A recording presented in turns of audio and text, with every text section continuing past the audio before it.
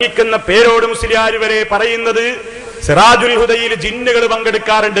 ഒരു ക്ലാസ്സിനെ ജിന്നുകൾ പങ്കെടുക്കുമ്പോ പല കാര്യങ്ങളും അവിടെ നടക്കാറുണ്ട്. അങ്ങനെ പല രൂപത്തിലുള്ള സംഗതികൾ സിറാജുൽ ഹുദയിൽ ഉണ്ട്. റാത്തീബ് നടന്നുകൊണ്ടിരിക്കുന്ന വേളയിൽ ഒരു മുസ്ലിയാർ കുട്ടി ബോധം കെട്ട് പിറഞ്ഞു വീഴുന്നുണ്ട്. അങ്ങനെ അതുമായി ബന്ധപ്പെട്ട ചില സംഭവങ്ങൾ എന്താണ് സിറാജുൽ ഹുദയിൽ ആദ്യമുണ്ടായത് എന്ന് ആദ്യം പറയുന്ന ഭാഗത്തിന് നിങ്ങൾ കേൾക്കുക. കാരണം ഇവരെ സംബന്ധിച്ചിടത്തോളം ഇതൊന്നൊരു വിഷയമല്ല. എപ്പോഴും ഏത് രൂപത്തിലും എവിടെയുമൊക്കെ ഇവർക്ക് ഹാജരാകാം. ആരും തെറ്റിദ്ധരിക്കാനൊന്നും പാടില്ല.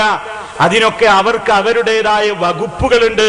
അത് തീരുമാനിക്കപ്പെട്ട് കഴിഞ്ഞിട്ടുമുണ്ട്.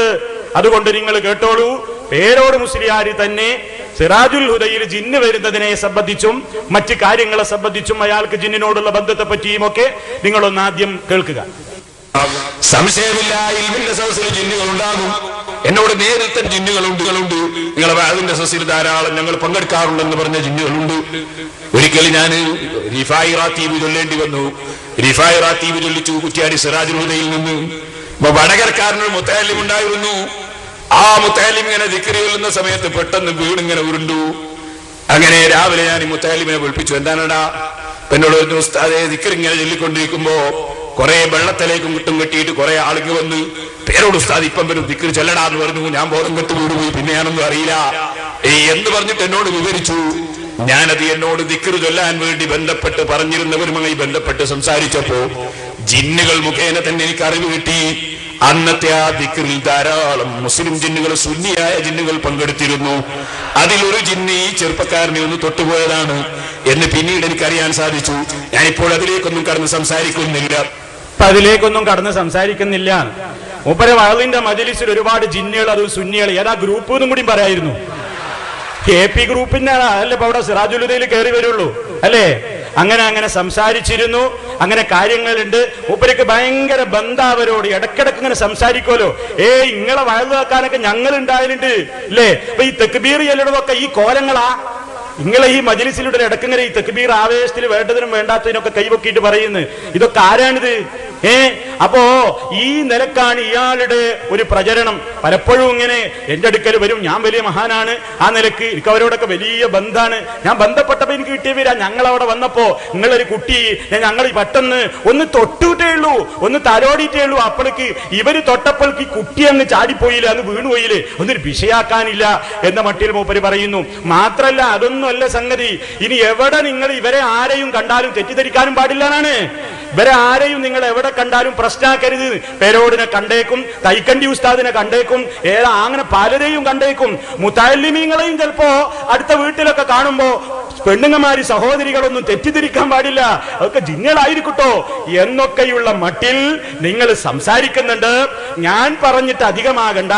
നിങ്ങളുടെ നാവ് കൊണ്ട് തന്നെ അതൊന്ന് ജനങ്ങളൊന്ന് കേൾക്കട്ടെ. ഏതൊക്കെ നിലക്ക് എങ്ങനെയൊക്കെ വരും, എന്തൊക്കെ പ്രശ്നങ്ങളാണ്, അതുകൂടി സഹോദരങ്ങളെ നിങ്ങൾ കേൾപ്പിച്ച് നിങ്ങളെ കേൾപ്പിച്ച് ബാക്കി ഞാൻ വിശദീകരിക്കാം. ബാക്കി കൂടി മൂപ്പർ പറയുന്നത് നിങ്ങൾ കേട്ടോളൂ. ജനങ്ങളെ, ജിന്നുകൾ പല കോലത്തിലും വരും. ആ ജിന്നിന്റെ വരവ് കണ്ട് നിങ്ങൾ പെട്ടുപോകണ്ട. ചിലപ്പോ പേരോടിന്റെ കോലത്തിൽ വരും, ചിലപ്പോ തൈക്കണ്ടി ഉസ്താദിന്റെ കോലത്തിൽ വരും. ജിന്ന് പല രൂപത്തിലും വരും. ആ ജിന്ന് വരുന്ന കോലം കണ്ടിട്ട് പണ്ഡിതന്മാരും മുത്തഅല്ലിമീങ്ങളും നമ്മളെ പെണ്ണുങ്ങളെടുത്ത് വരുന്നുണ്ട് തെറ്റിദ്ധരിച്ചു പോകേണ്ടത് ജിന്നാണ്. പണ്ഡിതന്മാരും മുത്തഅല്ലിമീങ്ങളും നമ്മളെ പെണ്ണുങ്ങളെടുത്ത് വരുന്നുണ്ട് തെറ്റിദ്ധരിച്ചു പോകേണ്ടത് ജിന്നാണ്. ഞാനൊന്നും പറയണില്ല. ഈ പോയിലുള്ള സാമ്പിള് മൂപ്പര് പണ്ട് പറഞ്ഞത് ചെറുതായിട്ടൊന്ന് ഓർമ്മപ്പെടുത്താ. ചെക്കിയാട് പോയ കഥ ഓർമ്മ പുതുക്കാനാ, ചെറുതായിട്ടൊന്ന്. നിങ്ങൾക്കറിയില്ലേ ഇവിടെ ചെക്കിയാട്ടറില്ലേ സദസ്സിന് ഇല്ലേ? ചെക്കിയാട് കള്ളത്തരീക്കത്തിൽ പോയി ഒരു പെണ്ണ് ഭർത്താവ്. എന്നിട്ടോ ഞാൻ അവിടെ പോയി പ്രസംഗിച്ചു. എന്താ ആ സ്ത്രീ പറഞ്ഞത്?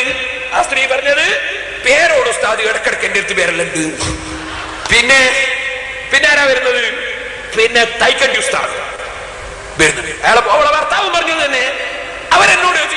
ഞാൻ പോയിട്ടില്ല. പിന്നെ ബീവിയായിട്ട് രംഗത്ത് വന്നതാ. പിന്നെ തൈക്കണ്ടി ഉസ്താദ് പോയിട്ടില്ല. അതേ സമയത്ത് പോയവർ കാണുന്നു. അവര് വടകരണ്ടൊരു തെരീക്കത്ത്, കള്ളത്തെരീക്കത്തി ഒരു തങ്ങളെ അത്തള്ളത്തെരീക്കത്തിൽ സൂറത്തുൽ ജിൻ ഓതിയിട്ട് ജിന്നിന്റെ പ്രശ്നങ്ങൾ മുഴുവനും വിളിച്ച് വിശദീകരിച്ച് ഓതി ഞാൻ പ്രസംഗിച്ചു. ഭാര്യയും ഭർത്താവും വീട്ടിലിരുന്ന് കേട്ടു, പ്രസംഗം കേട്ടു. മുഴുവൻ കേട്ടപ്പോ ഞാൻ പറഞ്ഞു, ജിൻ അങ്ങനെ ഒക്കെ കളിക്കും, പേരോടിന്റെ കോലത്തിലും വരും, അതുപോലെ തന്നെ ചിലപ്പോ തൈക്കൻഡുസായുടെ കോലത്തിലും വരും. അതിന് ഞാൻ തെളിവുകളും ഉദ്ധരിച്ചു. ഇബ്നു അബ്ബാസിന്റെ കോലത്തിൽ വന്നൊക്കെ തെളിവ് ഉദ്ധരിച്ചു. നേരം വെളുത്തപ്പോ ആ വീട്ടുകാര് പാനൂര് പോയി തങ്ങളെ തൗബ ചെയ്ത് തരീഖത്ത് ഒഴിവാക്കി എന്നെ ടെലിഫോൺ ചെയ്ത് ചെക്കിയാട് മുണ്ടോളിപ്പള്ളിന്റെ കമ്മിറ്റിക്കാരും അദ്ദേഹവും കുറ്റ്യാടി വന്ന് അദ്ദേഹത്തിന് ശൈഖ് കൊടുത്ത പുസ്തകം എനിക്ക് തന്ന് ഞാൻ ഇനി പരിപാടിക്കില്ല എന്ന് പറഞ്ഞ് കള്ളത്തരീഖത്ത് രാജിവെച്ച് ഇത് ചെക്കിയാട് നടന്നതാ. അപ്പോ മനുഷ്യരൂപത്തിൽ ജിന്ന് പ്രത്യക്ഷപ്പെടും. അതുകൊണ്ടാണ് നമ്മൾ പറഞ്ഞ കള്ളത്തരീഖത്താരോട് ശൈഖ് വലിയ കലാമത്താന്ന് വിചാരിച്ച് നടക്കണ്ട, അപ്പൊ ജിന്ന് വെച്ചിക്കേണ്. എന്റെ വക യാതൊരു വിശദീകരണവും നടത്തുന്നില്ല. ഇത് ഞാൻ കേൾപ്പിക്കാൻ ഉദ്ദേശിച്ചതല്ല ഈ ജിന്നിന്റെ കാര്യം. പലതവണ പേരോട് ഇങ്ങനെ പറയുന്നു, സൈൻ സലഫി എത്ര വലവ് വന്നു, എന്താ ജിന്നിനെ പറ്റി മിണ്ടാത്തത്, ഒന്നാണ് മിണ്ടിക്കളയാം. അതാണിപ്പോ പറയാൻ കാരണം, വേറൊന്നും അതിനെ സംബന്ധിച്ച് പറയാനില്ല. വിഷയത്തിലേക്ക് വരികയാണ്. ഈ ഇവിടെ വന്ന് പ്രസംഗി